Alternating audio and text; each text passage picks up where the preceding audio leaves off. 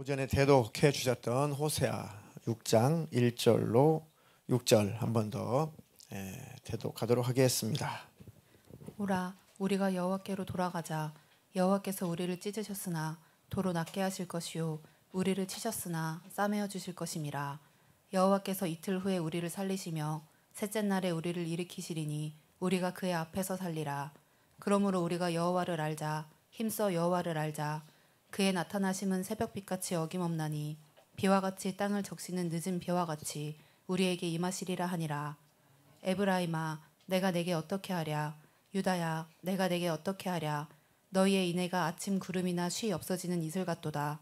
그러므로 내가 선지자들로 그들을 치고 내 입의 말로 그들을 죽였노니 내 심판은 비처럼 나오느니라. 나는 인애를 원하고 제사를 원하지 아니하며 번제보다 하나님을 아는 것을 원하노라. 아멘. 네, 아멘, 아멘.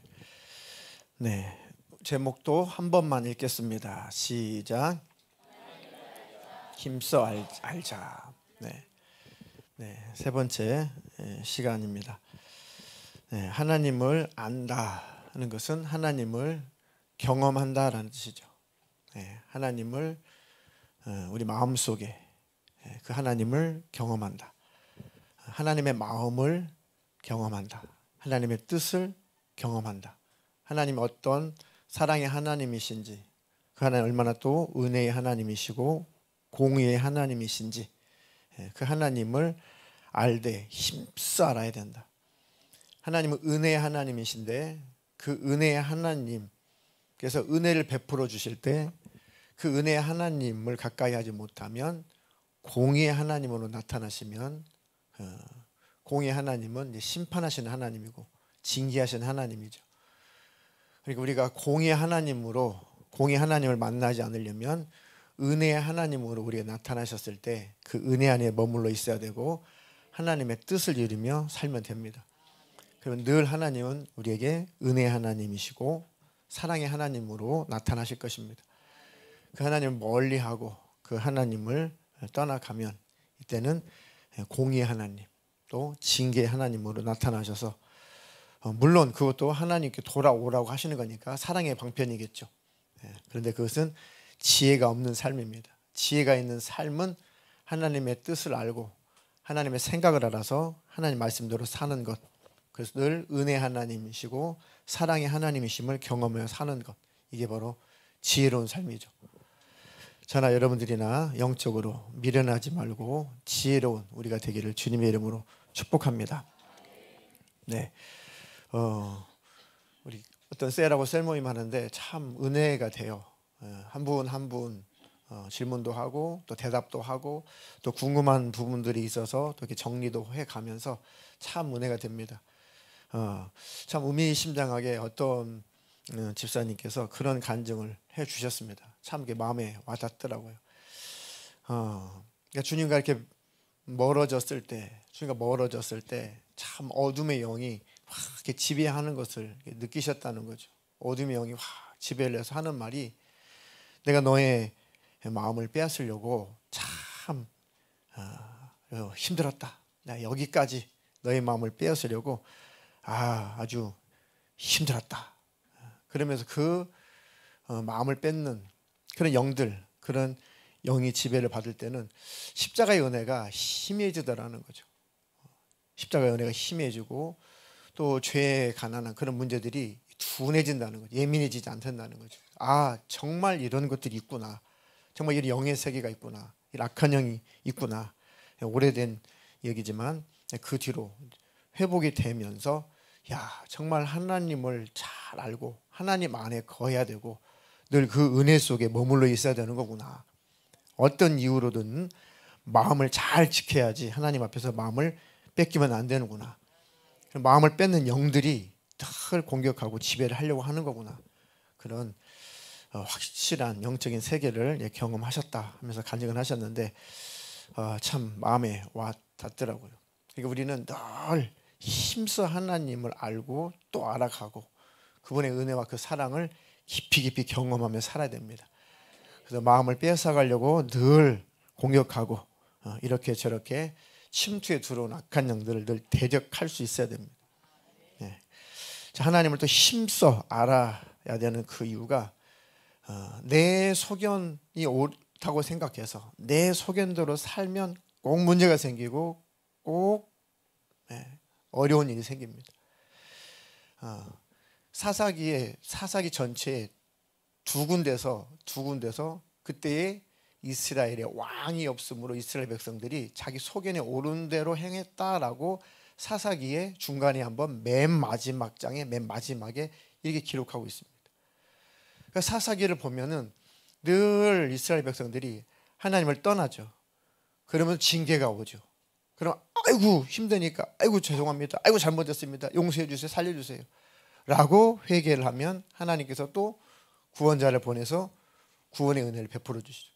좀 태평성대를 누리는가 싶더니 또 마음이 무뎌져 가지고 우상 숭배하고 말씀대로 안 살고 죄짓고 그러면 또 하나님께서 또 징계를 내리시죠. 그리고 또 너무 고통스럽고 너무 괴로우니까 부르짖고 하나님 앞에 살려달라고 다시는 안 그러겠다고 하면 또 하나님께서 또 긍휼히 하나님께서 또 이 사사를 보내가지고 또 건져내 주시고 또 구원해 주시죠. 수없는 사사가 계속 반복해서 나타나는데 내용은 똑같습니다. 하나님 은혜를 베풀어 주시고 그러면 지키지 못하고 타락하고 징계가 오고 그리고 회개를 하고 그럼 또 하나님이 또 구원을 베풀어 주시고 또 타락하고 이게 계속 내내 이 사이클로 돌아가는 게 사사기고 구약 전체예요.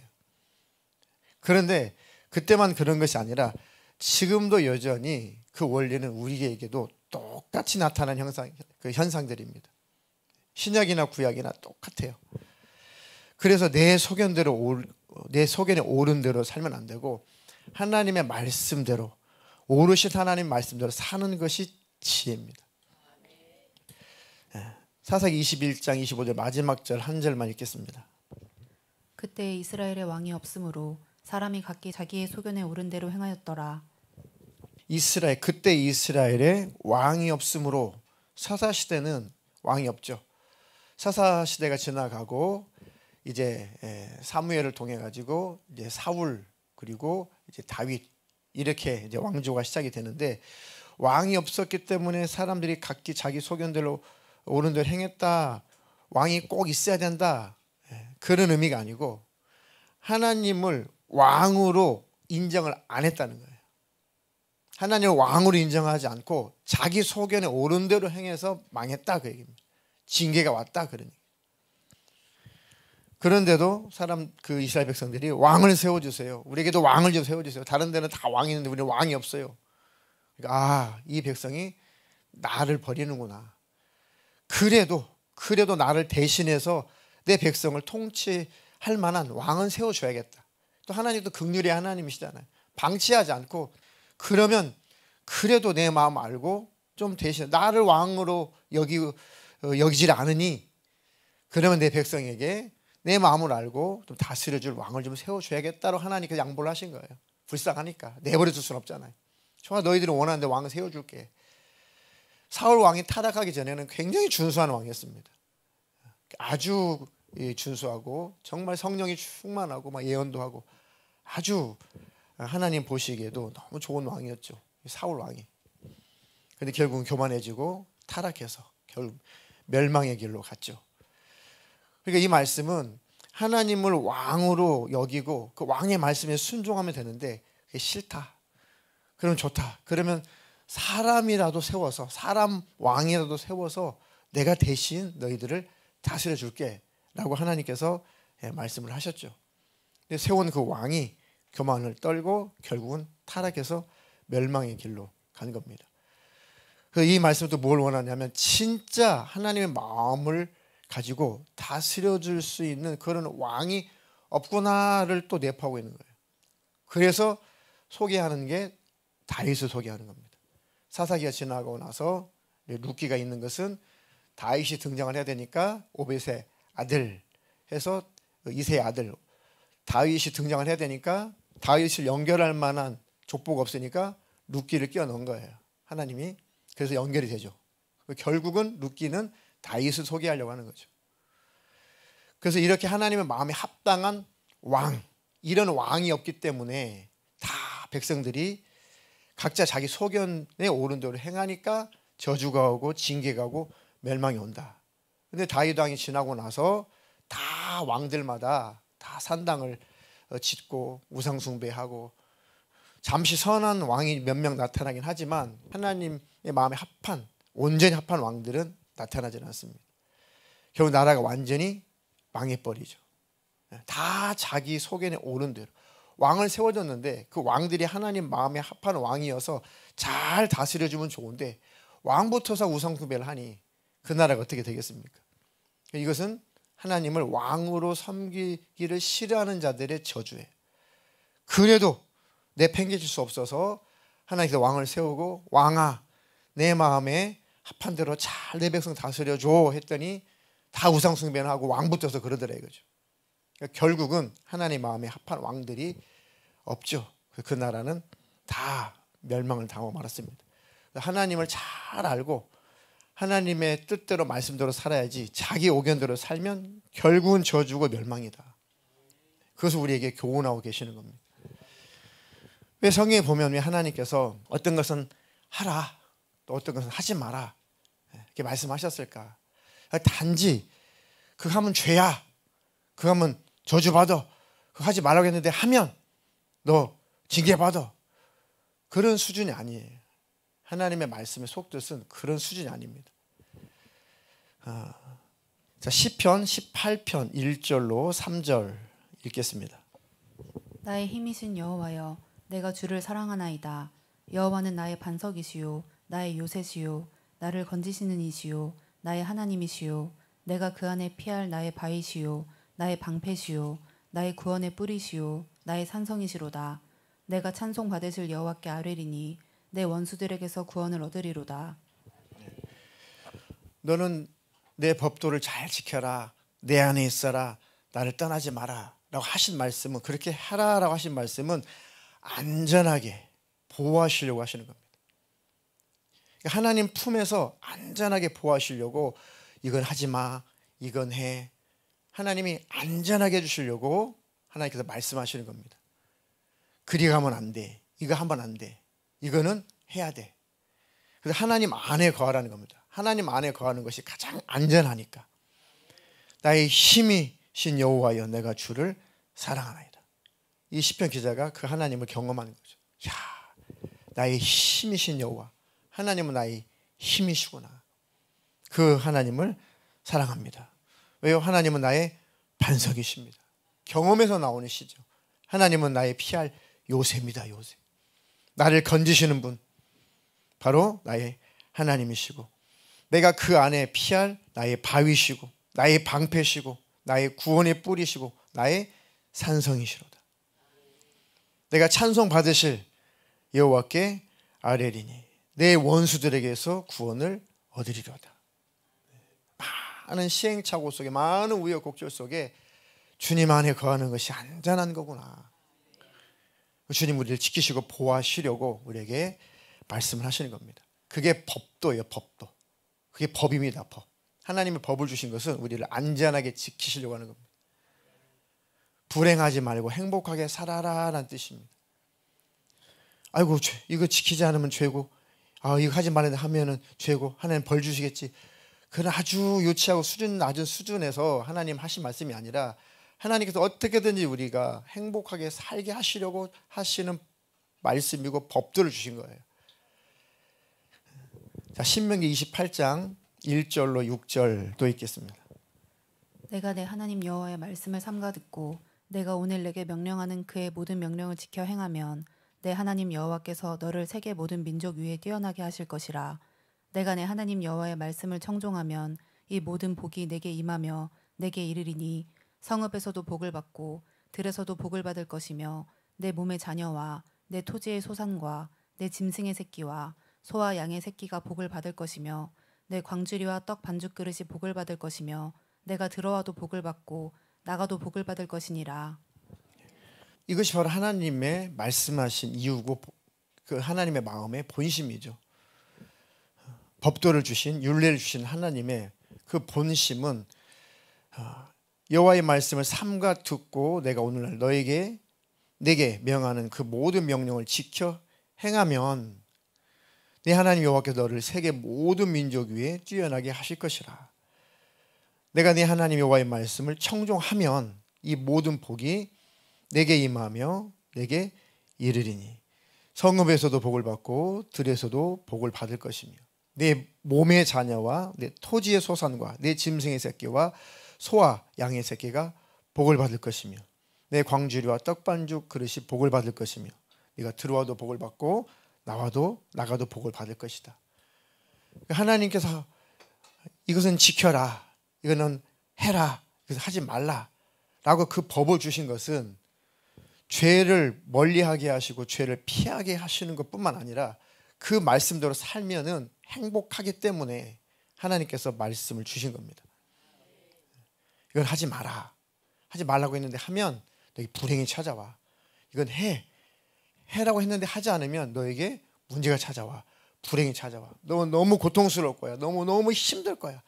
그러니까 나는 내 백성아, 내 자녀야, 나는 네가 힘들기를 원치 않아, 불행하게 사는 것을 원치 않아. 그러니까 불행의 길로 가지 마.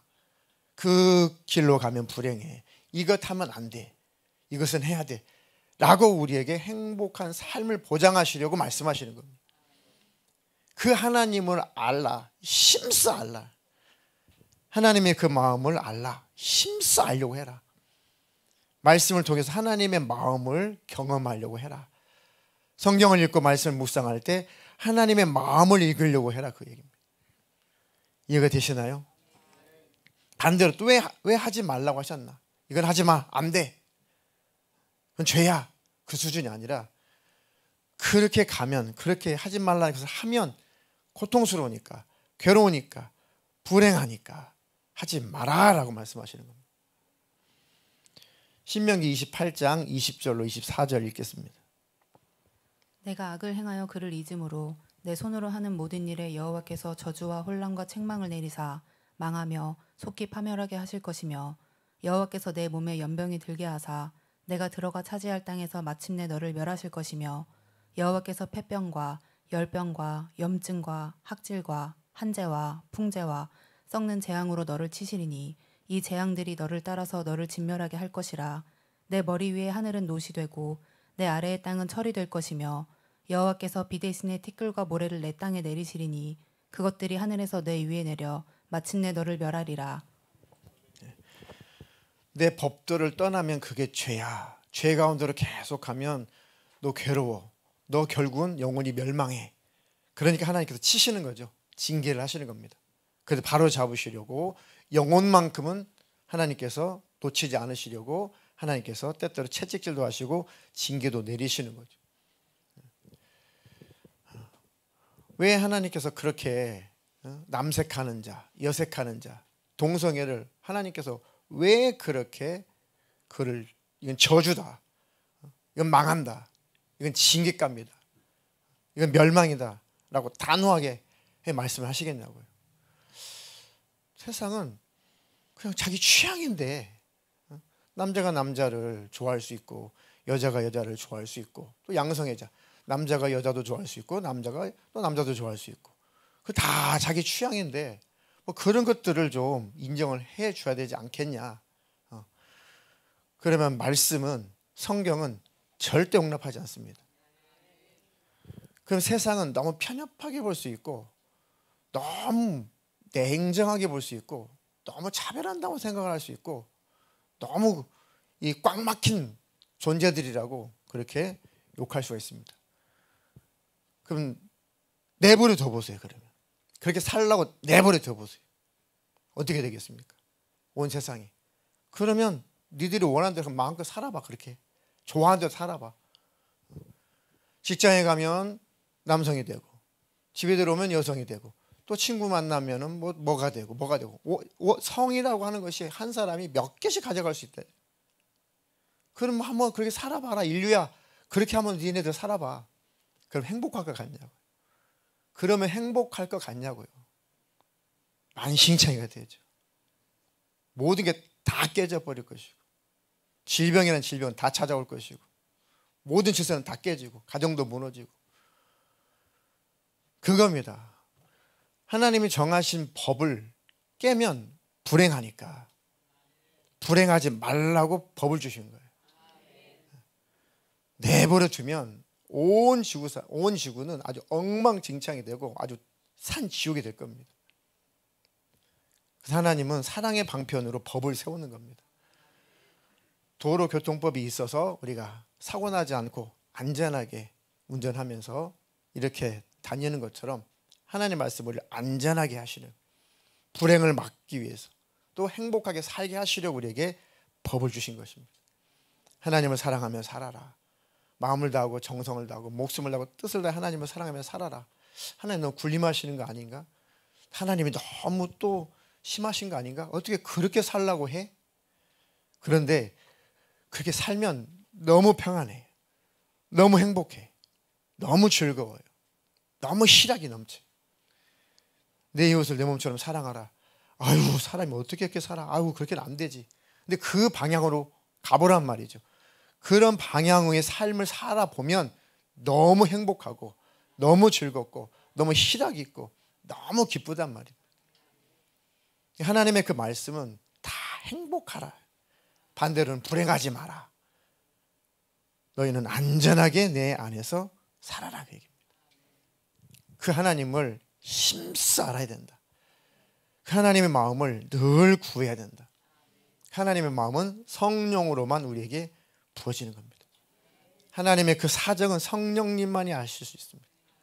성령 충만하지 않으면 하나님을 알 수 없어요. 느낄 수 없습니다. 늘 성령을 구해야 돼요.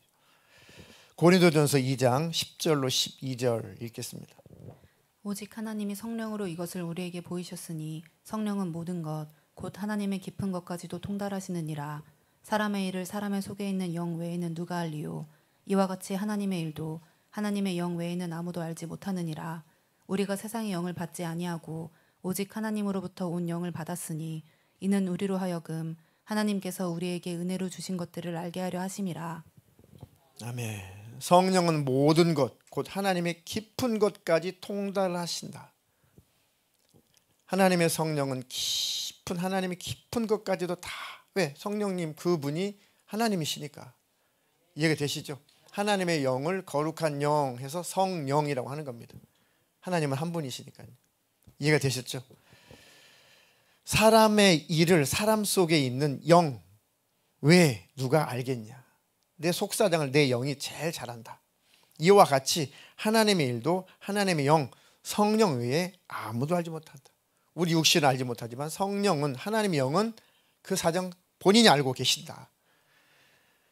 그 성령이 우리 안에 거하시면 우리는 하나님을 경험하게 될 것이다. 하나님을 알게 될 것이다. 하나님의 마음을 또 경험하며 살게 될 것이다.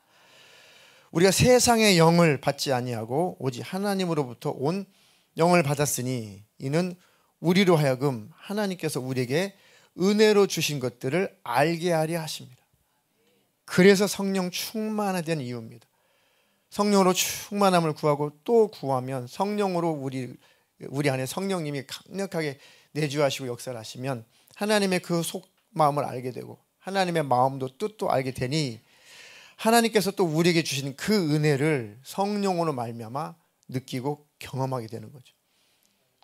기도할 땐 하나님의 성령으로 나를 충만하게 해주십시오. 성령님 나를 충만하게 해주십시오.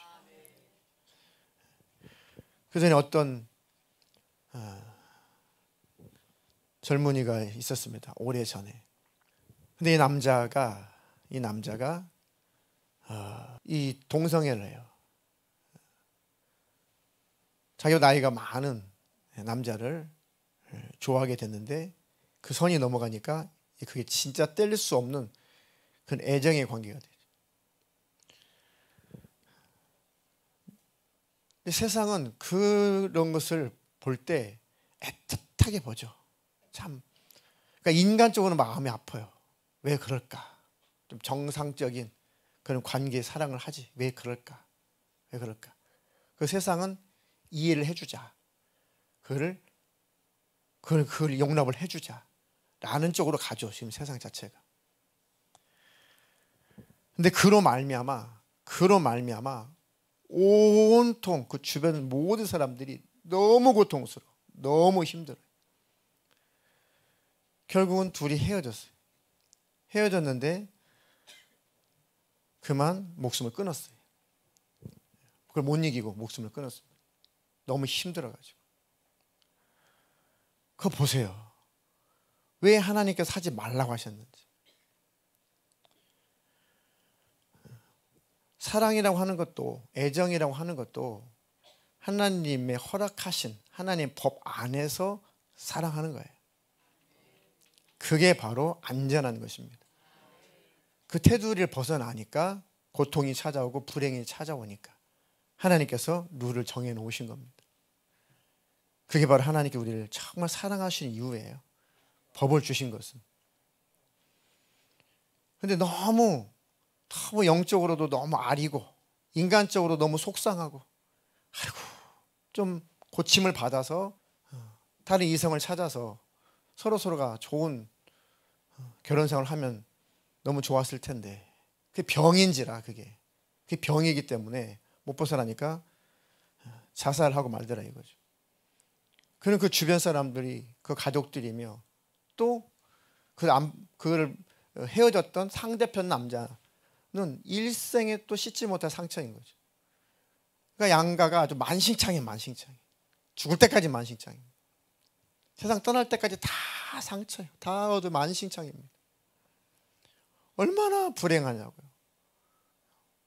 그래서 하나님께서 선을 정해주시는 거고 질서를 정해주시는 거예요. 이 안에서 사겨. 이 안에서 결혼해. 이 안에서 행복하게 살아. 넘어가면은 불행하니까. 주위 사람들도 힘들고 불행하니까. 하나님께서 이렇게 법이란 걸 딱 정해주는 겁니다. 그게 하나님의 사랑의 방편이에요. 그렇게 하나님을 힘써 알자는 얘기예요. 야, 그렇구나. 이거 하지 마. 그건 죄야. 그건 저주야. 그 수준이 아니구나. 하나님의 마음은 정말 애절하구나. 불행하면 안 돼. 망하면 안 돼. 더 고통스러우면 안 돼. 행복하게 살아야지. 안전하게 살아야지. 즐겁게 살아야지. 그래서 주신 것이 법이라는 거예요. 그렇게 하나님을 힘써 알자라는 겁니다. 설교가. 하나님, 내가 하나님을 더 알게 해주세요. 하나님의 가슴을 더 알게 해주세요. 하나님의 마음을 더 알게 해주세요. 하나님의 진심을 더 알게 해주세요. 성경을 묵상하고 상고하면 참 절절할 때가 있어요. 절절할 때가. 야, 나는 그전에는 이 구절을 하지마, 하지마, 하지마, 하지마 이렇게만 읽고 이렇게만 생각을 했는데 안 하면 되지 뭐. 안 할게, 안 할게 이렇게 반응을 했는데 그렇게 했을 때 어떠한 결과물이 나올까를 생각을 해봤거든요. 너무 참혹한 거예요. 너무 불행한 거예요. 그래서 하지 말라는 거구나. 그래서 하지 말라는 거구나. 오싹오싹하죠. 그랬더라면 어떤 결과가 내게 미쳤을까. 아이고 하지 말라고 하셨을 때 깨달았을 때 안 했으니까 너무 다행이다. 너무 다행이다. 그러니까 한 말씀 한 말씀이 그냥 허투루 이렇게 읽을 수 없고 들을 수 없어요. 뭐 내가 모든 말씀을 다 그 말씀을 산다는 것이 아니라 말씀을 대하는 자세들이 하나님 알면 알수록 이제 막 신중해지는 거예요. 이렇게 하신 말씀 그 의도가 그 본심이 뭘까 보니까 아 그렇구나. 정말 하나님의 사랑의 마음에서 나온 말씀이구나. 그러니까 사도 요한이 그냥 하나님은 사랑이시다라고 그냥 딱 결론을 내린 겁니다. 어떻게 다 표현을 해요. 하나님은 사랑이시다. 그렇게 하나님을 알자는 겁니다. 그렇구나. 하나님은 사랑이시구나. 그렇게 하나님을 알고 그렇게 하나님을 인식하고 그렇게 하나님의 말씀을 대한다면 지금보다도 저나 여러분들이 훨씬 더 행복할 겁니다. 훨씬 더 안전할 겁니다. 훨씬 더 불행한 일들을 막아낼 겁니다. 그래서 하나님을 신뢰하고 그 하나님의 중심을 알고 하나님의 말씀대로 법대로 살아가는 저와 여러분 되기를 주님의 이름으로 축복합니다. 제일 미련한 것은 많이 맞고 많이 혼나고 많은 시행착오를 겪고 많은 징계를 받고 나중에 세상 다 이제 끝날 때쯤 아니 목숨 다 끝날 때쯤 물론 비로소 그때라도 깨달아서 회개하고 천국 간다면 너무너무 복인데, 근데 참 안타까운 인생이잖아요. 참 미련한 인생이잖아요. 그 하나님은 미련하지 마라, 지혜롭게 살아라, 행복하게 살아라. 그래서 안내서를 주는 게 말씀, 성경이거든요. 하나님을 신뢰할 수 있으면, 하나님의 그 마음을 알게 되면, 그래, 하나님의 말씀이 정말 구구절절 하나님의 사랑에서 나온 거구나. 그러니까 이 말씀을 내가 함부로 대하지 말아야지. 이렇게 하신 말씀을 내가 크게 여기고 귀하게 여겨야지. 그 늘 하나님의 성령으로 나를 충만하게 해주셔서 하나님의 그 심정을, 하나님의 그 마음을 늘 끌어안고 내가 살게 해주십시오. 그래서 기도하는 삶을 매일 살아야 됩니다. 기도가 중단이 되면 또 심해지죠. 말씀이 중단되면 심해집니다. 금방 세상으로 돌아가는 것은 금방입니다. 믿음에 성장하는 것은 참 쉽지 않아요. 근데 내려가는 것은 금방 내려갑니다. 충만했다가도 혈기, 짜증, 분함을 확 내면은 그 충만했던 것들이, 주님과 친밀함이 확 불이 꺼져 버리죠. 참 이게 너무너무 뭐랄까요, 너무 힘들어요, 그런 것들이, 영적인 생활이. 그래서 하나님께서 지혜로워라, 주님 안에 붙어 있어라 그러는 거예요. 항상 주님과 친밀하게 동행을 해라. 그러면 그런 불행한 일들도 이제 줄어들 것이다. 낙심을 했다가 영적으로 아주 떨어졌다가 다시 올라오는 그 괴로움, 그 고통을 겪고 또 겪으면은, 이제는 영적으로 처질 일을 하지 말자, 영적으로 나락으로 떨어질 일을 하지 말자 라고 그 경험 속에서 하나님의 성령께서 지혜를 주시지. 그때 영적으로 심각했다가 다시 올라올 때 힘들었잖아. 얼마나 괴롭고 얼마나 힘드냐. 그러니까 이제는 잘 유지를 해라. 영적으로 다운되지 말고 잘 유지를 해라. 성령이 우리 안에서 가르쳐 주시잖아요. 그러니까 여러분들의 예배, 기도, 여러분들의 모임, 이것들을 꾸준히 하는 것은 정말 좋은 영적인 습관입니다. 제일 큰 능력은 뭐라고요? 꾸준함이래요. 꾸준함. 막 밤새 기도하고 나서 문제가 있어서 밤새 기도하고, 이제는 막 기도 담싸고, 또 무슨 문제 터지면 또 밤새 기도하고, 안 하는 것보다 낫지만은 꾸준하게 기도하는 게 능력이고, 꾸준하게 예배 생활하는 게 능력이고, 성경도 꾸준하게 묵상하는 것이 바로 능력입니다. 우리 천국 갈 때까지 어쩔 수 없어요. 육신을 가졌기 때문에, 사람이기 때문에, 성정이 있기 때문에, 마귀 역사도 있기 때문에 어쩔 수 없습니다. 그냥 계속해서 주님 바라보고, 계속해서 주님 앞에 매달리고 기도하고 말씀 묵상하고 그 좁은 길로 계속 가야 돼요. 그것을 중단하지 마십시오. 아주 중요한 요소입니다. 아주 지혜로운 겁니다. 어느 때는 뭐 이 정도 신앙생활 했으니까 이제는 좀 느슨하게, 이게 안 되는 거예요. 참 이게 안 돼. 난 이만큼 믿음이 성장했으니까 이제 느슨하게 뭐 천국 갈 때까지 느슨하게 뭐 성경도 보고 싶으면 보고, 뭐 기도도 하고 싶으면 하고, 나 충분하게 믿음이 있으니까. 이게 되면 좋은데 이게 안 되더라고요. 안 돼. 아무도 안 돼요, 그것은. 그러니까 꾸준함이 지혜로운 겁니다. 저는 여러분들 늘 주님 안에 거하시기를 주님의 이름으로 축복합니다.